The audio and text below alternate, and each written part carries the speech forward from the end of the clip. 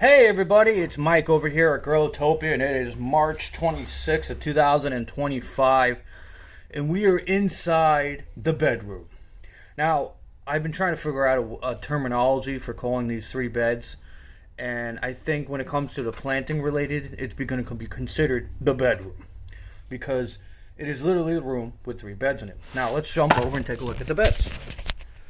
We have the lights are now set up, they're full of soil. Got the thermometer in them, and they are looking ready. And the top dressing on top is a coconut fiber, and the buckets have definitely been working good. You can see the drains, you can see it dripping. So it's great. What I ended up doing was I ended up buying a bunch of other types of soils to add to it. I didn't just want to stick with just that kind, I wanted some other stuff. So I ended up getting some coconut fiber for all the three beds. I got from, what is it, Farm Frog, Tree Farm, Frog Farm, something like that. It has the seaweed kelp and animal matter in it. It's all like different mushed up animals and shit. I know this sounds so appetizing, but it's got perlite in it. And then I also bought a bag of vermiculite, which was fun. I advise you, if you're dealing with a bag of vermiculite or anything of that nature, put a mask on or don't breathe, because the particles are so fine that you don't want them in your lungs. Anyway, so I got this old antique table that we got here, and it's from a shipwreck, and it's pretty cool. It came with the house, and it's currently now my table of operations. So I got the table in there, and then I got this one in here. Works out great. Another great thing is I ended up buying myself some new tags. Versus the skinny ones, versus these ones here. These I'm getting rid of.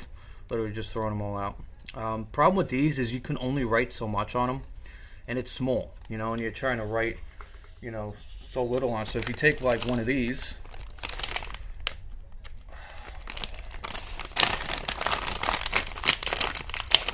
okay, and if you guys are wondering, they are the same height, so you're not having a height issue. They are literally the same height as the other one. They're 4 inches long. The only thing is that they got all this writing surface on it now, so I could write so much more on it. I can actually put, like cauliflower, red, yada yada. I could do, if I wanted to, I can write the full lettuce, black-seeded Simpson. Or I can do, like, cauliflower, snowball. Or I can write down rainbow, Swiss chard. I can actually write out the real full length of everything. Oh, it's gonna be our fun for today. Everything's falling, right? So there's that, and that's great.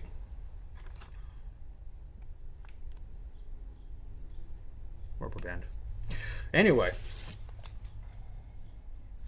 put you back there. So one of the things we're going to be doing today, and it's going to be a short video, but I just wanted to show you where we're at so far with the beds, is I'm going to be doing that, of course.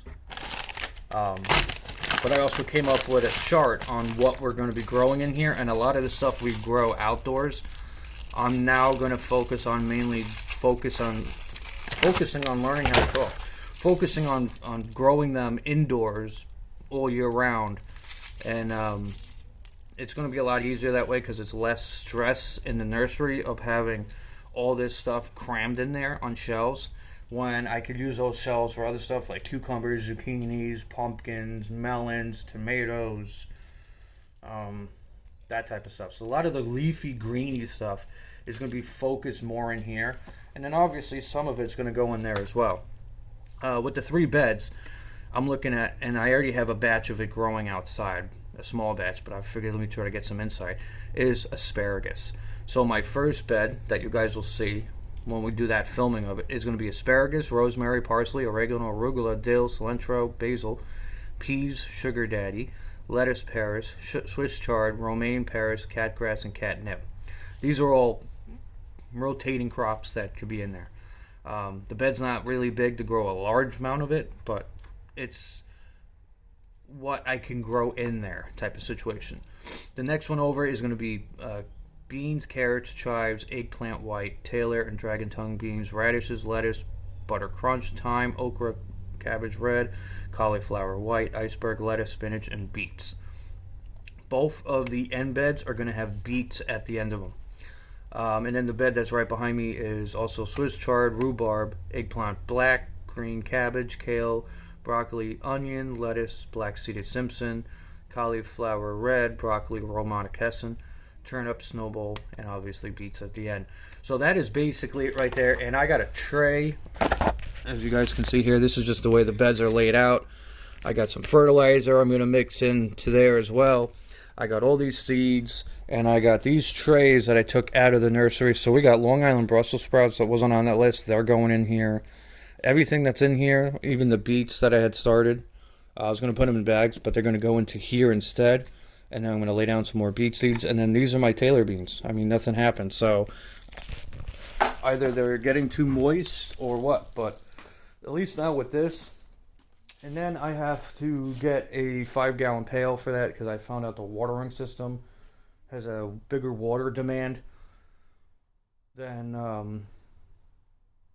I thought it did. I looked up the listing on it, and it's, I think it was like, if I water 20 minutes a day for 7 days, it uses 5 gallons a day. It's a lot of water. On a larger spread out system, wouldn't be that big of a deal, but everything's really tight and confined, so I'm not going to need 5 gallons of water, 20 gallons of water a day.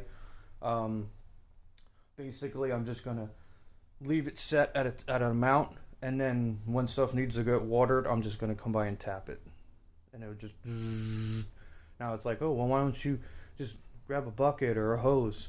Because it's the way the things are, it's watering the soil below the plants versus watering on top of them. I know this is like a topic that goes back and forth, but with these, at least it waters the ground and it's not spraying on top. So, because a lot of times spraying on top will kill the newly germinated little seedlings. I can't think of the names right now. But anyway, guys, that's it right now. This is Mike over here at Growtopia. Like, subscribe, share it with your friends and family. I'm going to start laying out that first bed, and we'll go start getting on the plant later.